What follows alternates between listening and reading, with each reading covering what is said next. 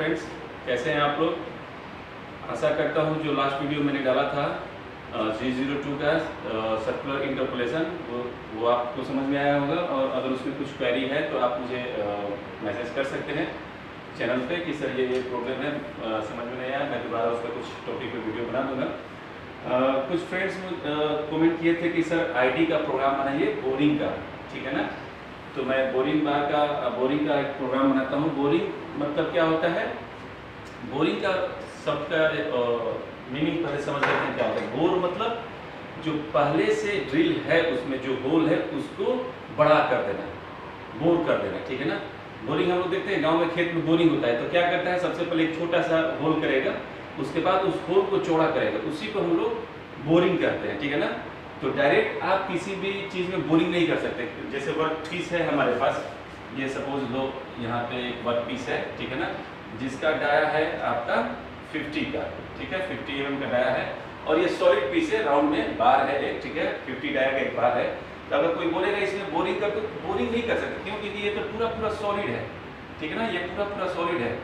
आपको बोरिंग करने के लिए आपको पहले इसमें ड्रिल करना पड़ेगा, इसमें ड्रिल करना पड़ेगा, जब बोरिंग बार इसमें जाएगा, ठीक है। तो अगर कंपनी में अगर आप काम करेंगे तो दो तरीके से आपको वर्कपीस मिल सकता है। पहला क्या कि एकदम सॉलिड बार मिल जाएगा आपको 50 mm 60 mm या जो भी डाया का है, ठीक है, उसमें हो जाएगा कि भाई उसमें बोरिंग कर देना है, आपको 70 mm बोरिंग करना है। तो क्या करेंगे, सबसे पहले हम लोग उसमें ड्रिल करेंगे। आपके पास अगर मैनुअल ड्रिल है तो मैनुअल ड्रिल से कर लेंगे। मैक्सिमम ड्रिल हम लोग कर लेते हैं कि बोरिंग में हमको ज़्यादा टाइम ना लगे, ठीक है ना। लेकिन अगर मेरे पास मान लीजिए 20 mm का ही ड्रिल है तो हम लोग 20 mm का ही ड्रिल कर लेंगे, या 22 mm का जो भी है ड्रिल उसे कर लेंगे। उसके बाद हम लोग बोरिंग बार उसको लगा करके उसका बोरिंग करेंगे, ठीक है ना। या फिर यू ड्रिल है, यू ड्रिल से आसान होता है, कंपनी में मैक्सिमम आपको यू ड्रिल मिल ही जाता है, ठीक है ना। यू ड्रिल से सीधा साइकिल टाइम बचता है, सीधा ड्रिल हो जाता है, उसके बाद उसको हम लोग बोरिंग करते हैं। तो बोरिंग मतलब पहले से कहीं पे ड्रिल है, उसी को हम उस ड्रिल के डाया को हम लोग, जो होल है उसके डाया को हम लोग जब बड़ा करते हैं उसी को हम लोग बोरिंग करते हैं, ठीक है ना। तो पहले हम लोग को मीनिंग समझना जरूरी होता है कि बोरिंग क्या होता है, ठीक है। अब बात आती है कि बोरिंग बार होता कैसा है, ठीक है ना। अलग अलग बैक बोरिंग, तो बोरिंग बार इस डिजाइन में रहेगा, ठीक है, ऐसे बोरिंग बार रहता है, ठीक है ना। बोरिंग बार ये यहीं पे आपका insert DNMG TCMT DCMT TNMG का भी बोरिंग बार में इस्तेमाल होता है, ऐसा बात नहीं है, ID और OD के हिसाब से इंसर्ट नहीं आता है, ठीक है। तो आपका ये बोरिंग बार होता है, यही बोरिंग बार आकर के यहाँ पे बोरिंग करते हैं। तो हम लोग इसको समझते हैं कि कैसे बोरिंग करेंगे, ठीक है। देखिए एक मैं एग्जांपल के लिए एक ड्राइंग बनाया हूँ जिसका डाया है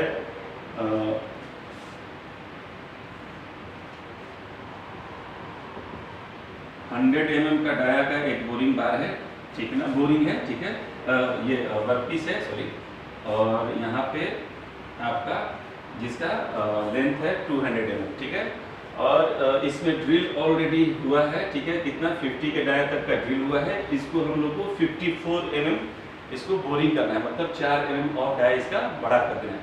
एग्जाम्पल इसलिए मैं छोटा रखा हूँ क्योंकि फिर आपका वीडियो बड़ा हो जाता है जब मैं प्रोग्राम बनाऊंगा, तो इसलिए छोटा सा 50 के डाया से हमको 54 के डाया पे जाना है, ठीक है ना। इसके लिए मैं एक ID का प्रोग्राम, इसी को हम लोग ID का प्रोग्राम बोलते हैं, मतलब इनर डाया, इनर डाया का प्रोग्राम, उसी को बोरिंग प्रोग्राम बोला जाता है, ठीक है। तो इसके लिए क्या करेंगे हम लोग, सबसे पहले कि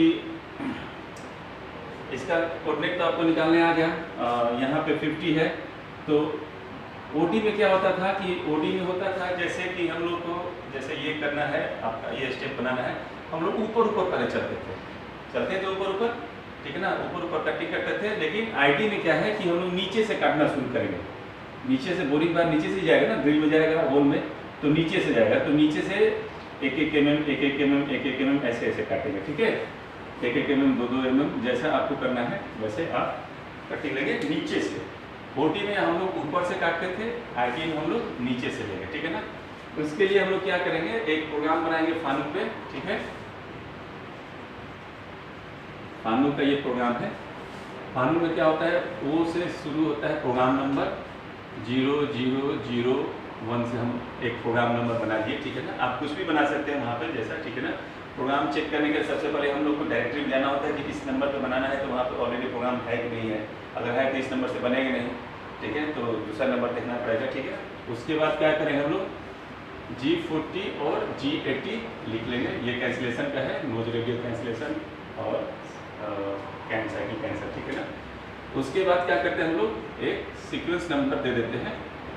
अलग अलग टूल के लिए अलग अलग सीक्वेंस नंबर बनाते हैं। हम आपको प्रोग्राम में बताया था शुरुआत में कि क्यों बनाते हैं, ठीक है, बीच बीच में बताते रहेंगे। उसके बाद सबसे पहले क्या करते हैं हम लोग, रेफरेंस का कोड लिखते हैं, रेफरेंस का ब्लॉक लिखते हैं G28।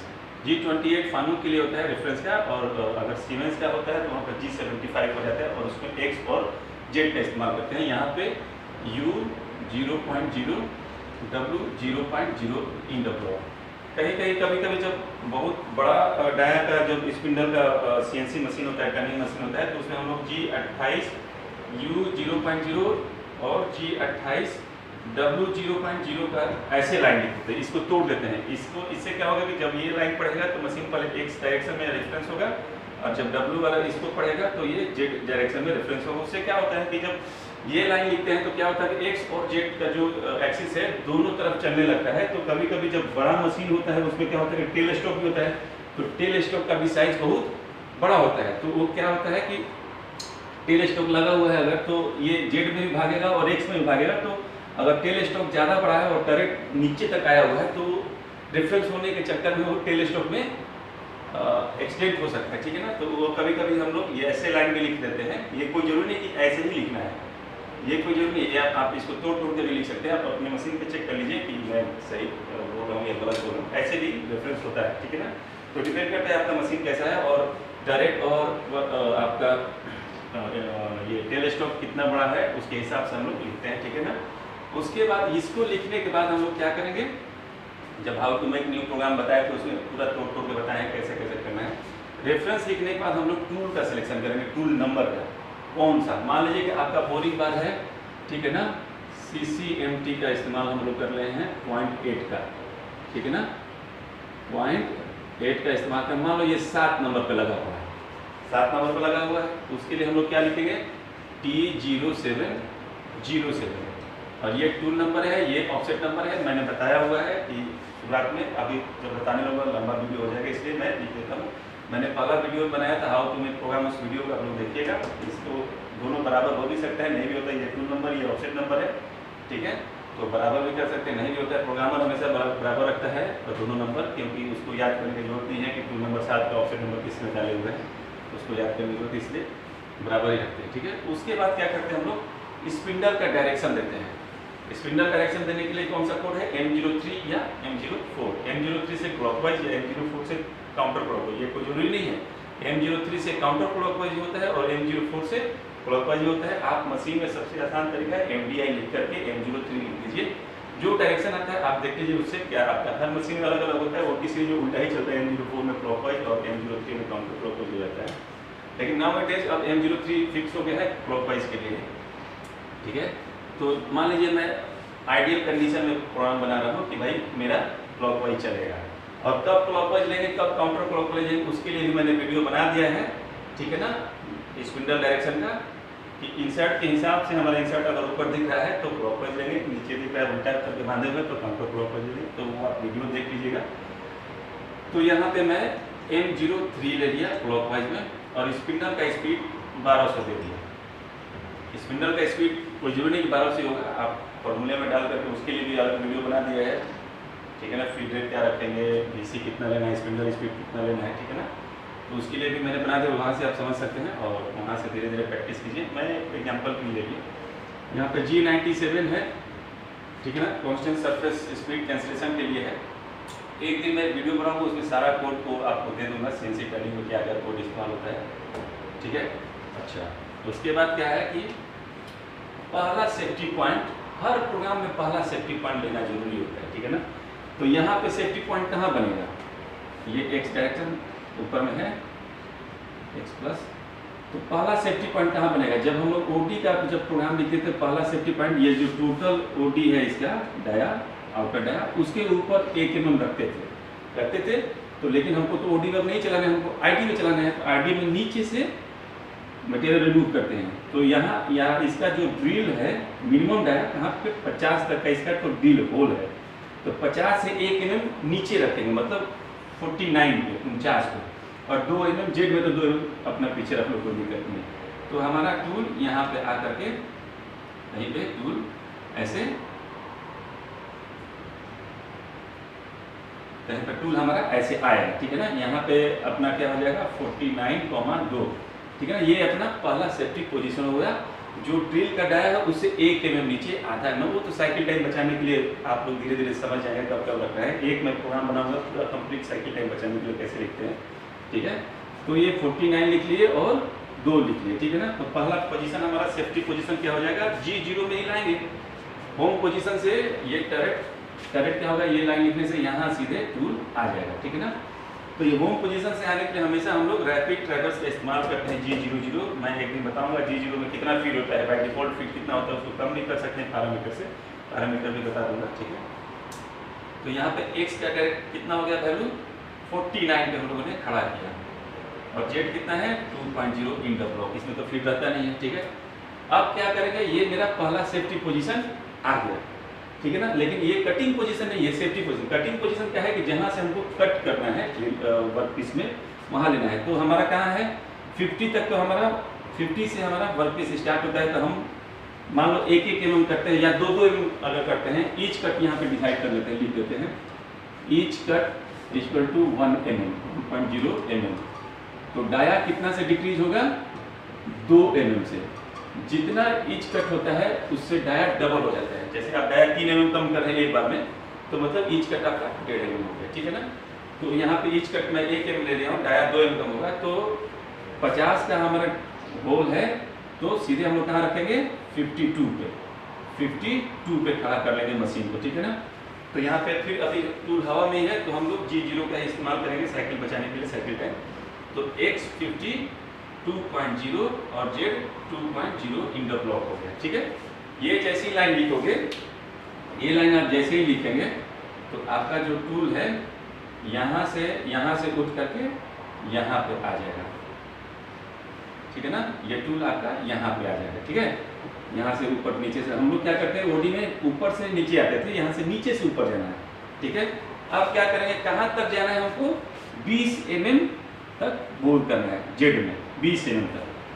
तो अब G01 का इस्तेमाल कर रहे हैं। देखिए G01 आ गया, लीनियर है, लीनियर इंटरपोलेशन करना है, ओडी में करो आईडी में करो, उससे कोई मतलब नहीं है। पेपर का तो सब तो लीनियर ही है, तो G01 का इस्तेमाल करेंगे। अब x मेरा क्या है 52.0, क्यों, क्योंकि जब x डायरेक्शन में जब हॉरिजॉन्टल लाइन होता है मतलब कि वहाँ पे x वैल्यू बराबर आता है, z का वैल्यू चेंज होता है। अगर वर्टिकल लाइन है मतलब कि वहाँ पे z का वैल्यू सेम हो गया, ठीक है, और x का वैल्यू इंक्रीज कर रहा है या डिक्रीज कर रहा है, ठीक है। वर्टिकल लाइन जो होता है वो डायमीटर के लिए होता है x का, हॉरिजॉन्टल लाइन जो होता है वो z के लिए होता है। तो यहाँ पे जब हम A पॉइंट मेरा मान लो यहाँ पे है और B पॉइंट मान लो मेरा यहाँ पे है, तो A से B मेरा क्या है हॉरिजॉन्टल लाइन है, ठीक है ना, हॉरिजॉन्टल लाइन है। तो यहाँ पे z का वैल्यू चेंज होगा, x का वैल्यू चेंज होगा, A पे भी x का वैल्यू सेम और B पे भी सेम, ठीक है। z के कितना हो जाएगा -20.0 और फीड 0.1 एग्जाम्पल के लिए फीड कितना रखना है उसके लिए भी आप वो वीडियो देखिए, फीड समझ में आपको आ जाएगा कितना रखना है, ठीक है ना।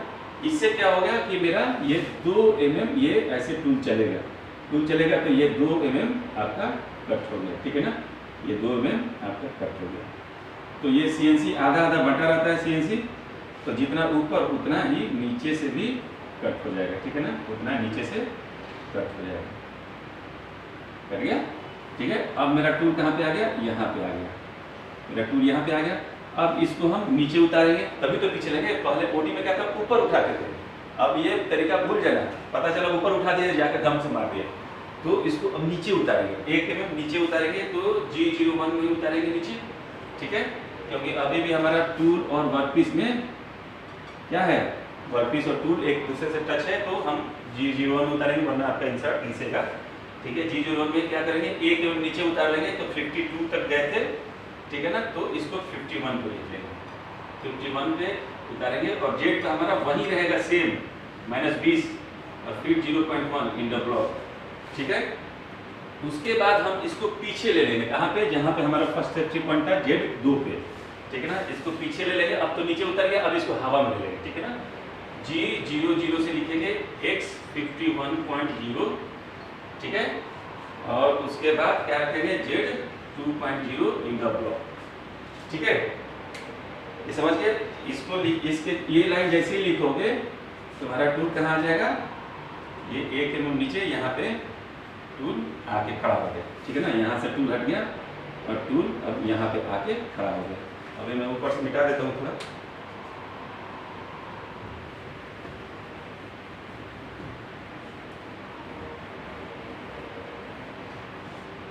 ठीक है। तो ये हमारा 51 पे आ गया। अब मेरा 2 mm हम काट रहे थे, डायमीटर कम कर रहे थे, 52 कर दिए। अब कहाँ पे जाना है हमको, 54।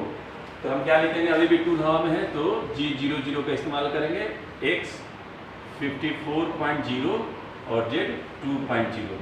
ये मेरा सेकंड कटिंग पोजीशन आ गया, ठीक है ना। ये लाइन जैसे ही लिखोगे तुम्हारा टूल यहाँ से उठ करके सीधे कहाँ पे आ जाएगा, यहाँ पे आ जाएगा, यहाँ पे आ गया टूल, ठीक है। अब क्या लिख देंगे हम, कटिंग कर देंगे। तो कटिंग करने के लिए लीनियर इंटरपोलेशन G01 का इस्तेमाल करेंगे, X 54.0 ही रखेंगे क्योंकि 54 पे काटना है। Z का वैल्यू चेंज होगा, कहाँ तक जाना है, तो B तक हमको जाना है। B का Z का वैल्यू कितना है, 20, मतलब -20, -20.0, ठीक है। और फील्ड यहाँ पे दे देंगे 0.1 इन द ब्लॉक। ये लाइन जैसे ही लिखोगे तुम्हारा ये क्या हो जाएगा, ये कट हो जाएगा, ठीक है ना। और नीचे से भी ये मटेरियल रिमूव हो गया और जो तुम्हारा वर्क पीस रेडी हो गया, ठीक है ना। यही डिलीट करना, यही बनाना था हमको। 54 तक कर गया। अब उसके बाद क्या करेंगे, एक केवल फिर से नीचे लिखेंगे X 53.0 और Z -20.0 इन द ब्लॉक। तो तुम्हारा यहाँ पहुँच गया था, यहाँ पहुँच गया था। अब एक mm ये लाइन पढ़ने से क्या हो गया, टूल तुम्हारा नीचे थोड़ा सा उतर जाएगा, ठीक है ना। और इसको हम अब यहीं से रेफरेंस नहीं करेंगे। ओडी में क्या होता था कि वहीं से ऊपर रेफरेंस कर लेते थे, ठीक है। अब इसको हम वर्कपीस के बाहर निकालेंगे। बाहर निकालने के लिए G0 का इस्तेमाल कर सकते हैं, X 53.0 और Z 2.0 इन द ब्लॉक। ये लाइन जैसे लिखोगे, ये लाइन जैसे लिखोगे क्या हो जाएगा, टूल तुम्हारा यहाँ पे बाहर आ गया। अब ये टूल बाहर आ गया, अब तुम इसको रेफरेंस कर लो, जैसे आया था बारात वैसे ही बारात लौट जाएगा।